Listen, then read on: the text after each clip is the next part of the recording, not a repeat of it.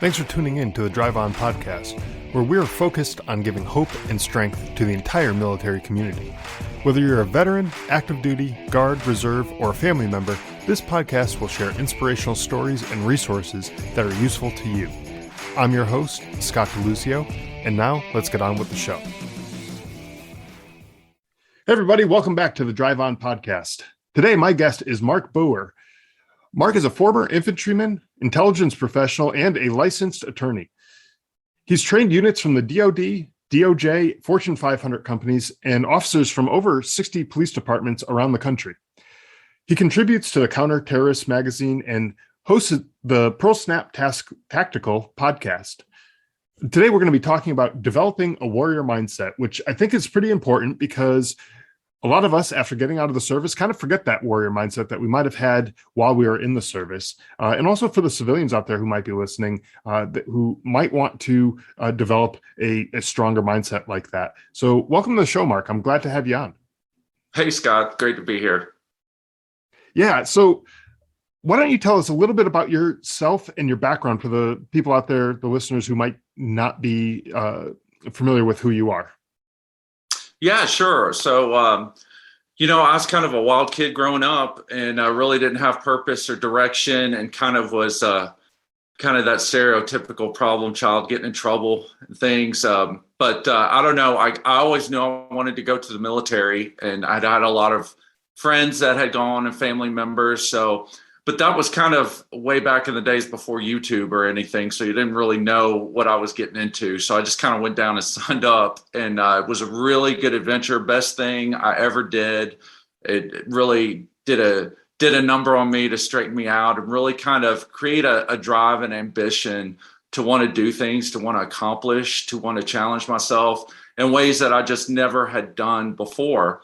And so I wanted to make it a career. I mean, I drank the whole Kool-Aid, wanted to make it my career. And I ended up kind of getting hurt, getting injured. And so I got out and I really didn't have a plan B. And I really didn't want a plan B, but I learned the importance of whether you want to or not. You need to have a plan B, maybe even a C and D, And so I went ahead and finished college and then I ended up going to law school. And I was a deputy prosecutor for about 6 years and was a great job. Probably of all the jobs that I worked, that was probably the closest to a military type of environment. Not in terms of like, there was no physicality involved with it, but just the camaraderie. That office, we were very close. We spent a lot of time together and it was just a great experience. And I had numerous jury trials and tried to hammer bad guys and keep my community safe. And so I had everything from hot checks to homicide really over that 6 years. But the military was just still very much in my blood and I just couldn't let it go, even though I tried to kind of put it at rest.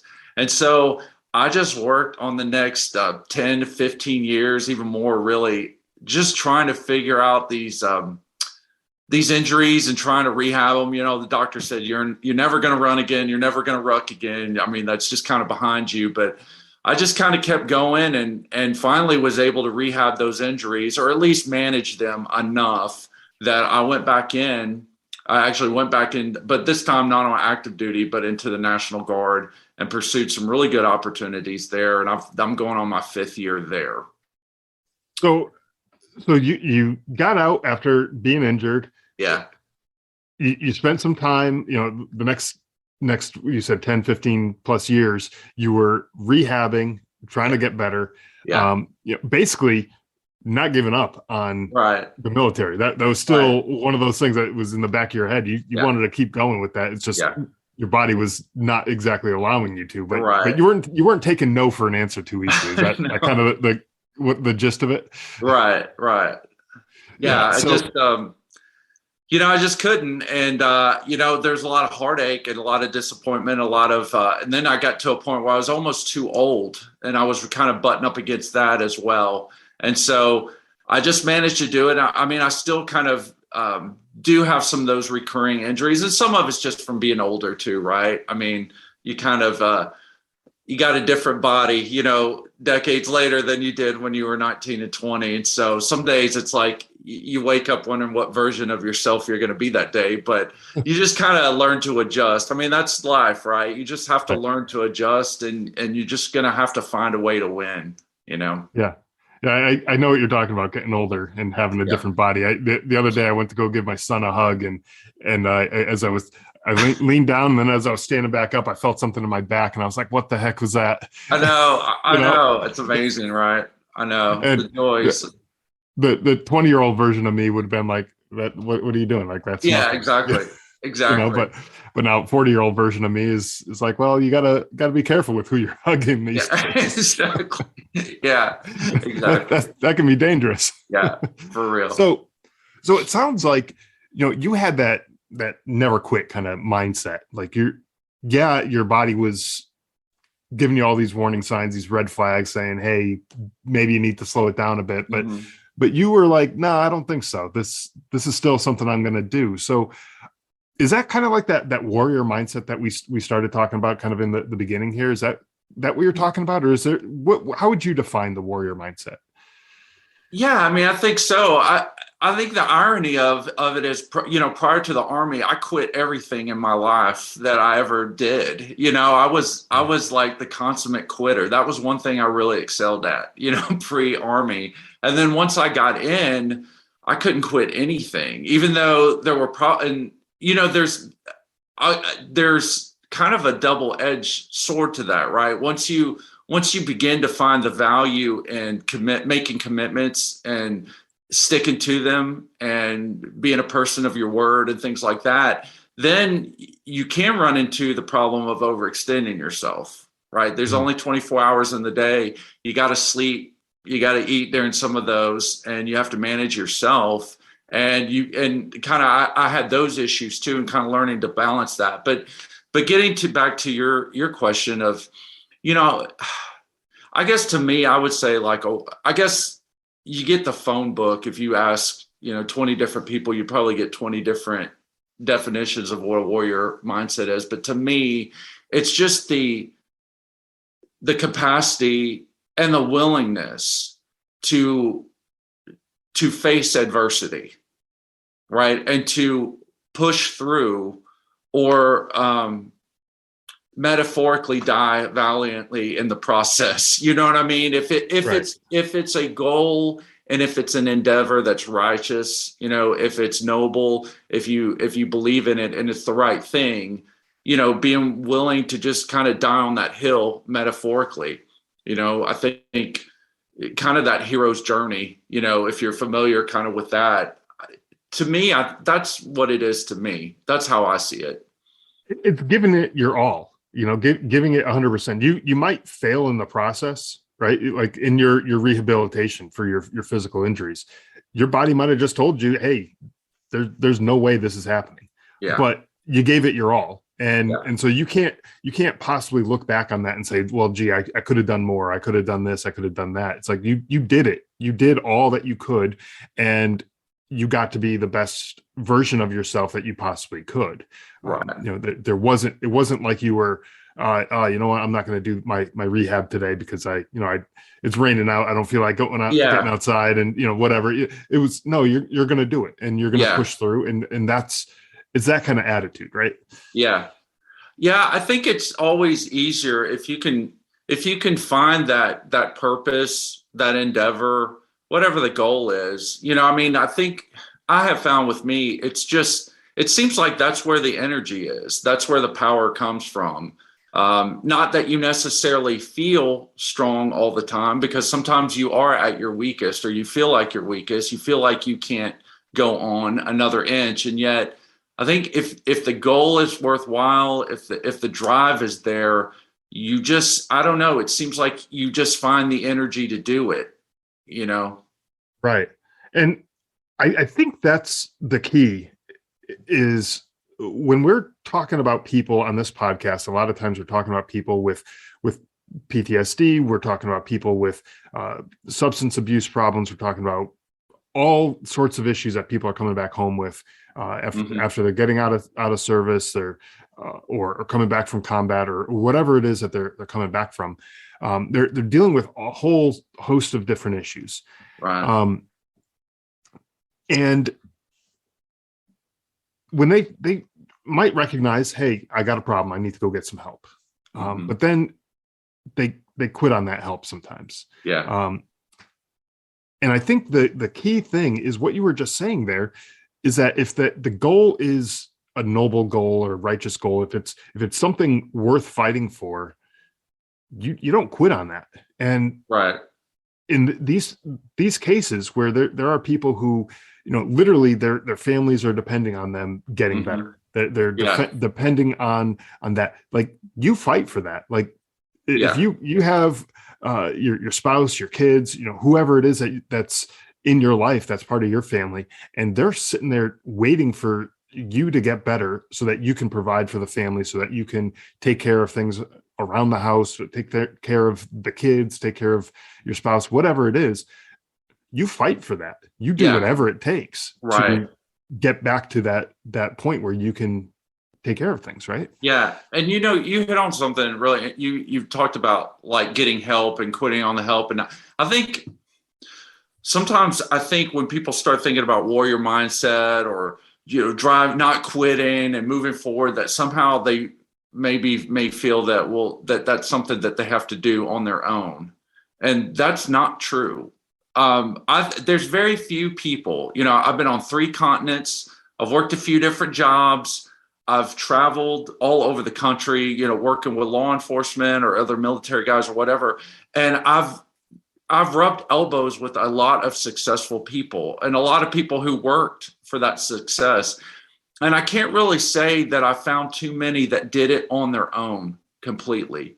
And I think I'm a huge history nerd. And even if you go into history, I'm actually even bigger into myths and legends and, the kind of religious history of ancient peoples. And if you look at their myths and their lore, you'll see a recurring motif. And Joseph Campbell and Carl Jung, they kind of hit on this. And Joseph Campbell kind of wrote this down in a book called The Hero with 1,000 Faces. But you'll see what's kind of termed the archetypal hero's journey, where, the hero leaves his town, in search of this boon. He's got to go slay the dragon. He's going to go, conquer the, evil kingdom or whatever it is. But along the way, he realizes that he doesn't have it, right? He's missing something. So, if it's, maybe dating myself, but like if we look at Star Wars, and I'm talking about the original Star Wars, Luke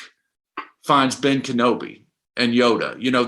Ben Kenobi gives him the lightsaber, but he still has to learn how to use it. And Ben Kenobi teaches him, and then Yoda takes over. Or, no matter what story you look at, if we looked at Lord of the Rings, you got little Frodo Baggins, but he's got Gandalf, right? That's kind of and Aragorn that's kind of coaching him and mentor him along. I mean, you just see this time and time again. And I think every good story that's a blockbuster, I think it's a blockbuster because it hits on those themes that we just recognize inherently in ourselves, that you never outgrow your need for a mentor. So, and that mentor or that help can come from a variety of sources. For me, I had chiropractors, medical doctors, physical therapists. I had about a whole team, and I spent thousands of dollars over the years trying to get my body back where I needed to be. And a lot of it was, spending money trying to find out, what was at the core of these injuries that were keeping me from being able to run. We looked at surgery, we looked at this, I had surgery, things like that. It wouldn't help. So, for me, that was one aspect. And then you have other people that might be support as far as like coaching you on and giving you kind of emotional encouragement, things like that. But whatever it is, you have to find someone that can help you navigate what your problem is. So it could have been someone that was there before who's dealt with it, or maybe it's a professional, depending on, if you have psychological or emotional trauma that you're trying to work through, whatever it is. If you're starting a business, right? I mean, you have to find somebody. There's somebody out there that knows the answers to your questions. Now, you're still going to have to do the work, right? You can't, as they say, you can't hire someone to do your push-ups for you, right? But I think that's probably one of the biggest things that I see where people fail, or maybe where I've failed, is where I didn't avail myself or go in search of the help that I needed. And then that becomes sometimes a journey in and of itself. But again, if it's something you really want, if it's for your better health, a better business, better relationships, whatever it is, excuse me, you have to find that, because nobody's got all the answers, right? Right, exactly. No one person is going to have all the answers, or even if they have the answers, they may not have all the skills to do all the things. So you might be able to Google the symptoms that you were having for whatever your medical issues were, but you're not going to perform the surgery on yourself. Exactly. That would just kind of be ridiculous. This exactly. isn't Hollywood where you're going to just, cut your leg open and, do all the surgery yourself. Oh, I got this. And just pull give me the a shot of bullet out. whiskey Pull the bullet out, dump whiskey on it, put a Band-Aid on it, and then you're back in the fight. Then you're back into it. No, it doesn't work that way in real life. I mean, right. But you brought up a lot of good points, and I think first off, I wish I could pay someone to do the push-ups for me, but for you're sure. right. You can't do that. I mean, you can, but you're not going to get any stronger doing it. You're just going to get broke. Well, what would it be worth, though? Really, even if you could, what would it be worth? I mean, I think isn't that one of the problems, though, that we have in the society, that we've got a whole generation of kids that were handed trophies that didn't work for it. You know what I mean? So if I know, and I have the same temptations. Sometimes you wish, oh man, I wish I could just get the prize without having to fight the dragon. But that's what makes the prize worthwhile. That's what gives value to it. Is what you suffered and sacrificed, and bled for to get. And it makes you appreciate it a whole lot more when you get to that end result. When you struggled and you suffered through it, like if it just came easy to you and you woke up tomorrow morning and you were ripped and you had muscles that you went to bed not having, and you all that kind of stuff. You woke up and you'd be like, okay, well that's cool, but you don't appreciate it. You don't appreciate all the hard work that went into it. And then when it comes to maintaining that, you think to yourself, okay, well, I worked this hard to get here. I don't want to lose this. So I'm going to keep working at it to maintain it. Because if you just woke up magically and you had all these muscles and you're fit and everything like that, I mean, if it came that easily, why would you work to maintain it? Right. Well, exactly. And to riff off of that a little bit, then, no matter where you're in your stage and your progression, I mean, there's always problem that's going to be bigger than you. So, so the first enemy, that you fight is really preparing you for the bigger enemy that you have to fight. And so if you did, like you said, you woke up and you were so strong and, all that, and you didn't understand, you didn't not only appreciate the process, but go through it because you learn things and it equips you for bigger challenges. Well, if you had just kind of skated through, then you would still be in the same spot. You go, but I got that thing, but now I have this in front of me and I don't know how to deal with it. I don't have a roadmap, or I don't even know how to get ready for it, So you have to look at things holistically. Exactly. Yeah. And it's like cheating on a test in school. You might get an A if you've cheated on the test, and you might pass the class, but then the next year you go to the next class. Exactly. And you're that next level up, and you don't know the stuff that you were supposed to learn from the year before. And now you're supposed to do that next thing that's the next level higher. Yeah. And so it's not, you're not doing yourself any favors by doing that. Right. So I don't think we're realistically going to cheat our way to this, but I think it's more about the maintenance of this type of thing, right? So you have this mindset, never quit, and do what it takes to accomplish whatever the goal is. And like you were saying, I think that includes reaching out to other people, reaching out to a therapist if you need mental health help. Reaching out to a trainer if you need help in the gym. Reaching out to a nutritionist if you're having trouble losing weight, or whatever it is. Use those assets that are available to you, and some of them, you're gonna have to work for. Some of them you might even have to spend some money on. Some of them you're gonna have to do some things that might be uncomfortable. But if you just continue doing what's comfortable, you're not going to get anywhere other than where you're at right now, right? Yeah, exactly. And then, so then I guess the next thing is, people think, well, if I don't have that drive, how do I get it? How do I develop that? And, I think there's a few things you have to kind of go in open, or eyes open to the fact that, all right, well, if we're going to go down this journey, there's going to be suffering involved. There's going to be a struggle and sacrifice. There's things that you're going to have to say no to. There's things you're going to have to say yes to that are potentially uncomfortable and painful. And you have to find a certain comfort level being in that state, or else you're not going to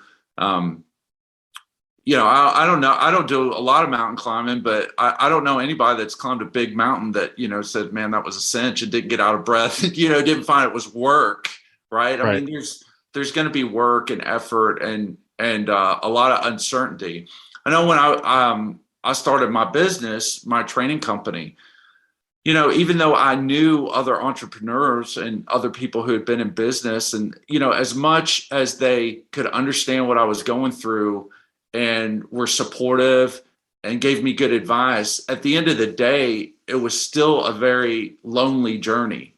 Even if you were in a room full of people there, it was still something that you or me, only I was going through, because it was my business. It was me. And even if I had contractors or people that I was, working with, it was still me making the decision, and everything fell on me. And so, it's a very lonely road. And that was something I wasn't expecting at all. And, but over time, I had to stay in it, I had to become accustomed to that was the price of being able to have these awesome opportunities that I've been able to have and do the things that I've been able to do. Is just that's, it's still the same. It's still like that even now, but it's just now I've kind of grown accustomed to it and stronger because of it. Right. And you got uncomfortable with that, you got comfortable with that uncomfortable feeling of that. Yeah. Basically all the decisions fall on you. Yeah. But I think you hit on a good point there, is that, you do have people like contractors or employees or whatever, who are able to do the things that you don't have the skills for. So, maybe it's marketing, or it's building you a website, or it's, the things that maybe you're not strong at. You go and you find that community of people who are going to be able to help you out. Right. And it's the same thing that we're talking about with, doctors and therapists and other trainers, whatever the case may be. It's the same idea. There's things that you're not good at. You're not going to go do surgery on yourself. You're not going to maybe build a website. You're maybe not going to create pretty looking flyers and brochures and all that kind of stuff. Right. Yeah. But people who can, or at least you can find those people. Yeah. And they'll be able to be the ones who can do that stuff for you. Right. So it's kind of like there has to be this culture, this maybe not culture, but this group of people kind of with a similar mindset, who are able to have that, let's get this job done. Let's work towards this common goal and work together to get this type of thing done. Right. Right. Yeah. I mean, that's optimal, but, there might be some people saying, well, I don't have those resources. I don't have those things. And I mean, I would be like, yeah, brother, I mean, I'm right there with you, because I have had folks that could help me, but there's still, I mean, I do 90% of it. Right. So, I have to learn how to do it. And there's things like aspects of marketing or, creating certain things that are copy or things that it's not in my best skill set, right? It's not really maybe in my wheelhouse, but I had to learn it and just be okay with, what I got to do. It's good enough. I've got to at some point push it out so that I can get up and do the things that I am good at, and so there's a little bit of that too. But I mean, I think what it all comes down to is regardless of what your resource, you have resources, even if you're the resource, right? Whatever it is, you have to find a way to win. You have to approach the public or the problem with, hey, if someone's done it, then it can be done. And if it can be done, then I can do it. And if you're starting out at the bottom wrong, where you don't even have that kind of confidence, and then you have to start somewhere and you have to start building some successes, right? Even if they're very small things, very, very small things, but you start building a track record of your success. And then you look back on it every once in a while and you're like, man, I did that. So yeah, you start betting on yourself over time, right? Just always bet on yourself.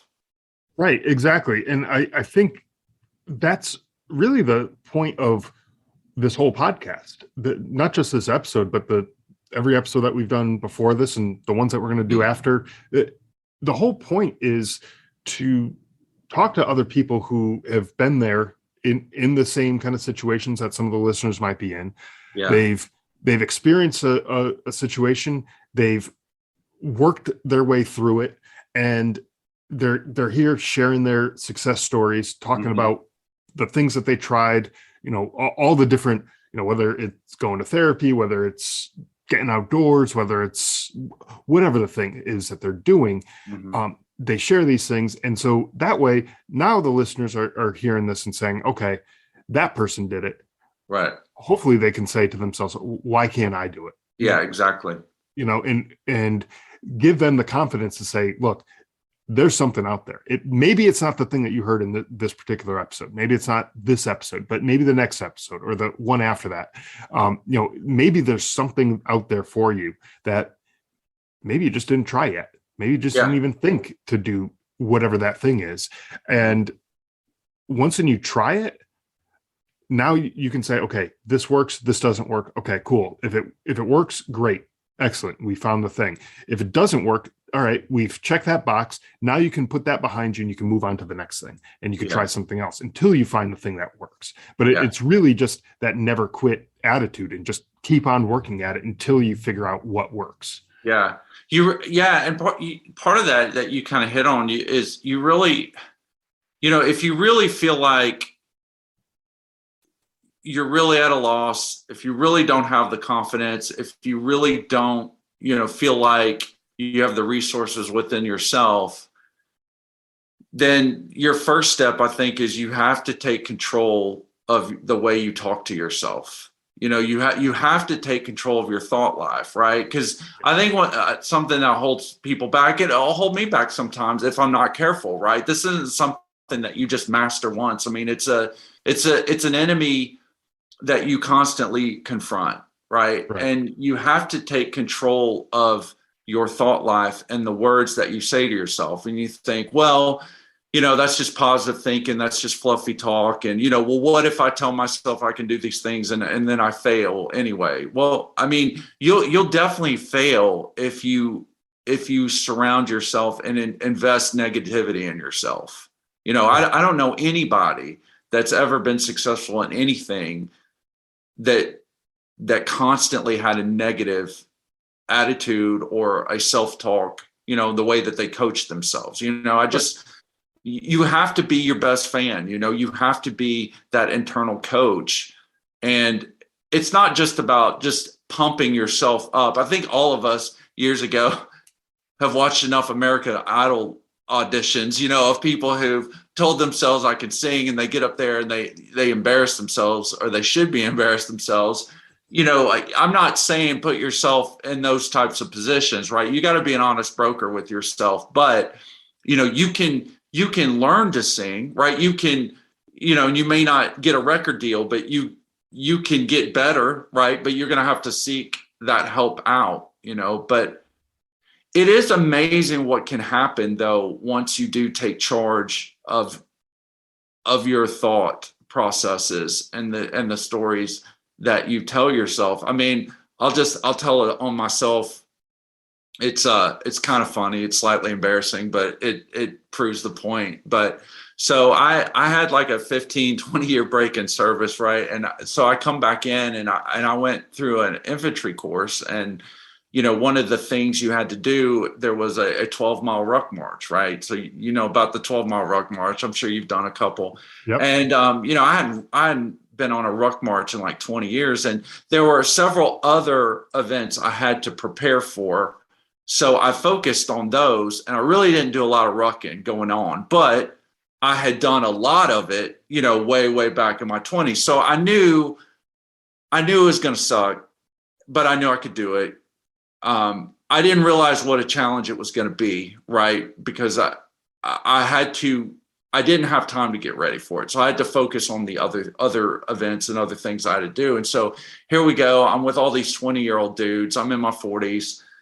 It's 0.5, we're stepping off, and it's in the summer, it's super hot. And all of a sudden, I'm 2 miles in, man. And I am like, every pore in my body has opened. My uniform looks like I've jumped in the creek. I'm not kidding. I didn't have a dry stitch of clothes on my uniform. And I'm looking at these dudes around me, and the sun's starting to come up. And I mean, they're dry as a bone, man. These cats are like, look fresh, man. They haven't even started yet. And I can feel my pulse and my, sometimes you feel that pulse, that vein throbbing. And I was like, oh my gosh, man. And I had to pass this thing in order to pass. And I just told myself, I'm like, I don't know if this was the smartest thing, but I couldn't help it. It wasn't something I generated. It just a thought that went in my head as I said to myself, I was like, I don't care if I die out here. They're going to have to carry me off this trail in a bag. I'm not going to quit. I don't care if I die. And that's kind of, but I did that. And what was amazing is I think once my body realized that I wasn't going to quit, very shortly, I did the other 10 miles. Man. And now I'm not saying they were pretty. It broke it off in me. Right. And now I do 12 miles regularly. It's not a problem. Right. It just, at that time I wasn't ready, but the mind is really an amazing, it's almost magical what it can do for you if you will take control of it. Right. And when I was out of the military, I took a break from any kind of physical exercise, anything. I was that stereotypical veteran where I gained weight, I got out of shape and everything like that. And I realized I was like, this probably isn't the best thing for me. Yeah. And so I got back out to running. And the first day that I went out running again, I think I made it about a half mile before I was doubled over, about to puke all over the side of the street. Yeah. And I was like, what the hell happened to me? Where is good times, man? Yeah. Where is the guy from, however many years ago that was, maxing his PT score and doing phenomenal with that? Like, where is that guy? I got to pull that guy back out of the closet because this is not going to cut it. And so I was like, I don't care how many times I puke on this run. I set a goal to go run a certain distance. I'm going to go do that. I'm not turning around now just because it sucks. I'm going to do it, and I'm going to finish this. Yeah. I didn't puke, but it was one of those things where it was like I felt like I probably was gonna, like it pretty darn close. If I kept going too much longer, I probably would have. But I think that kind of goes back to what we were saying. It's like building that track record. So. Okay, you had a big break in service, but you knew you could do it at one time. You know what I mean? Right. Like you knew you could do it. And so, it's tough now, but, I certainly wouldn't advocate somebody go out and do something extremely, whatever it is, whatever their goal was, just kind of go off and have never done anything, right? You could hurt yourself, you could cause some damage, but there is something to be said for, if you've got a track record, what you're capable of, and maybe you're not at your best performance, but you can kind of slog it out just getting over the mental hurdles. And then if you say, well, I don't have a track record on that stuff, well, then start building a track record, start small and then start building it up from there. It's really, what's so funny is, the answers are very simple.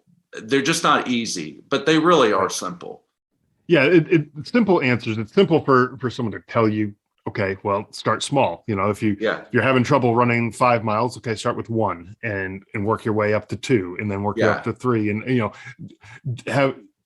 have those baby steps and get yourself worked up to that so that you can do that. It's easy to tell someone that, but then again, the person telling you isn't out there doing the run and sucking through it as well. Or, it's easy to say, oh, well, just go talk to a therapist and they'll help you. Well, okay, but the therapist is going to have you do some rather uncomfortable things to get to the root of whatever it is that's going on with you.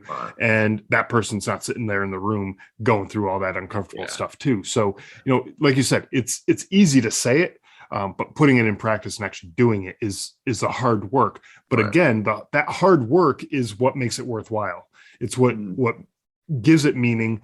And at the end of it, when you go and look back at all the suck that you went through to get to where you're at now, you'll look back and be like, you know what, I did that. That's something to be proud of. Yeah. Yeah. And I mean, life is so short. I mean, we're just a vapor here. And so what a shame, I really do believe that people just have virtually unlimited potential. And, if they will get themselves on the track and start moving in that direction that they want to go and not quit. And what a shame, that so many people are content to just play video games or just really stay whatever miserable position they're in, because I think over time too, that can become a comfortable place to be, even though it's painful. We kind of get used to it, and what a shame, Yeah, absolutely. That comfort is really a killer when it comes right down to it. I mean, it's what do they say? When you're deployed, when you're in a combat zone, that complacency will get you killed, right? And it's kind of the same idea here. Like you don't want to just sit back and rest and just take it easy playing video games, eating crap on the couch and not doing anything with yourself, because it's not going to help you any. It's not going to help your physical health. It's not going to help your mental health. It's really not helping anything. You're really just wasting time. Yeah. I mean, it's true. And I mean, not to sound morbid, but we're all dying each day, right? I mean, it could be tomorrow, it could be 20 years from now, but when this day's done, that's one less day that I have here. So we're dying every day. So make sure you're living as well. Yeah, exactly.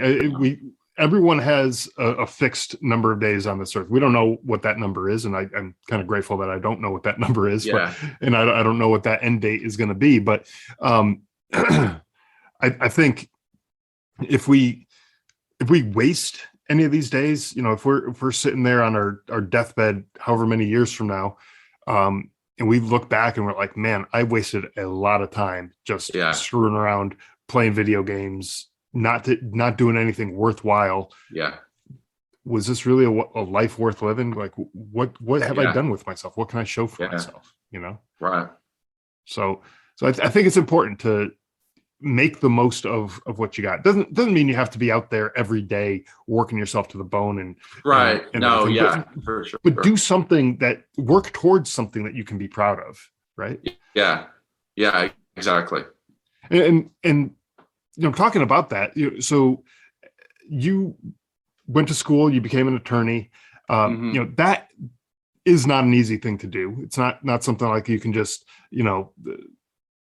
snap your fingers, like we were saying, and just wound up passing the bar and, getting your schooling done and everything like that. You can't do that. You have to work hard at that. And so I got to imagine having this warrior mindset probably helped you getting through not only just the education part, but also the long hours, the work and all that kind of stuff that you were doing too. How did that help you? Yeah, for sure. Well, so, Yeah, I would say, it might be easy for some people, but it wasn't easy for me. So case in point, so I'm not a good test taker, and you have to take this entry test called the LSAT. I have no idea what it stands for, and I can go my whole life without knowing what it stands for, but it's the LSAT, and they only offer it, I think, 3 times a year. I can't remember, but I had to take it 3 times, right? So, or maybe they offer it once a quarter. I forget what it was, but like I had missed the first one, so I had only 3 times, or else I was going to have to wait another year. I had to take that thing 3 times. Now I know plenty of people, they took it one and done, and I wish I could have been part of that group. Would have saved me a lot of heartache. But I wanted to go to law school, and I knew I could. The only thing standing in my way was this stupid test. So I was gonna make it happen. So it was so I basically had to study the whole year, but I did it, and I got in. And then my oldest was born at the beginning of my second year, so I was juggling being a new dad and still trying to navigate a hard academic course of study that for me. But I did it, and if I can do it, anybody, I promise you, anybody can. But so I definitely had to dig in and say, hey, look, man, I've been in tighter spots before. Again, It just comes down to the self-talk, right? I've been in tighter spots before. I've done these things. I can do this.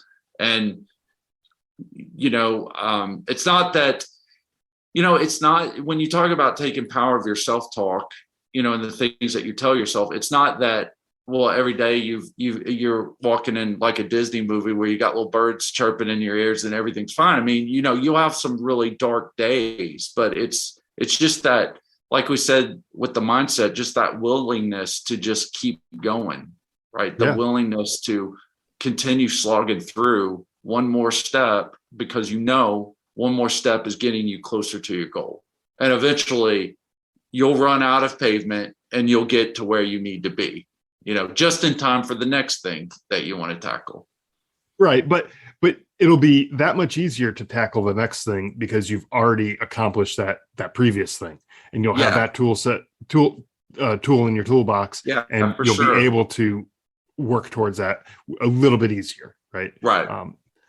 Depending on what the goal is, it may be completely unrelated, but you'll at least have the confidence knowing that, hey, if I apply myself and I push towards this, I can do this. Right. Everyone who's listening to this, who's been in the military, we've all gone through boot camp or basic training, whatever you want to call it. Right. Mm-hmm. If you're like a lot of people who are going into it, who weren't in the best of shape going into basic training, it wasn't the easiest time for you. You might have had to struggle and suffer and really dig deep to try to figure out, how am I going to get through this? But you did it and you figured it out. So if you can figure out something like that, and maybe basic training is not the right example for everybody, but maybe there's something else out there for somebody, right? Sure. It could have been, something that you did on a deployment. It could have been some other hard training that you might have done. But if you could do those things and you could really find the way to dig down deep and be like, okay, I'm gonna do this no matter what, I'm gonna do this, and you get through and you do it, you can do just about anything. Right. So I think it's really just a matter of having that mindset. Yeah Exactly. Well, Mark, it's been a pleasure speaking with you today and talking about this. And I really do enjoy having different people's perspectives and the way that you have this attitude, this never quit attitude, this warrior mindset. To me, it really just makes it really drive home to say, there's just nothing that you can't do if you apply yourself. And to me, that is just incredibly powerful. And I'm hoping that the listeners take something away from this episode. Where can the listeners go to find you online or, wherever else you might be, so that they can reach out and follow you for more information if they are looking for it? Yeah. So my website is www.beardisdefense.com. So that's Barritus, BARRITUS defense.com. So Barritus, that's one of them $25 fancy Latin words. It kind of means roar, right? As where I took it from. But BarritusDefense.com. And then we're on the social media channels on Facebook and Instagram. And then our podcast is Pearl Snap Tactical Podcast. Awesome. And I'll have links to all of that in the show notes. So anyone who's looking to check it out, you don't have to jot all that stuff down. I'll have the links easy for you to find, and we'll get you all hooked up there. So thanks again, Mark, for being on the show and sharing this information with me and the listeners. I think it was really valuable, and I really appreciate your time. Hey, thanks for having me on. It was a lot of fun. Thanks for listening to the Drive On Podcast. If you want to check out more episodes or learn more about the show, you can visit our website, driveonpodcast.com. We're also on Instagram, Facebook, Twitter, LinkedIn, and YouTube at Drive On Podcast.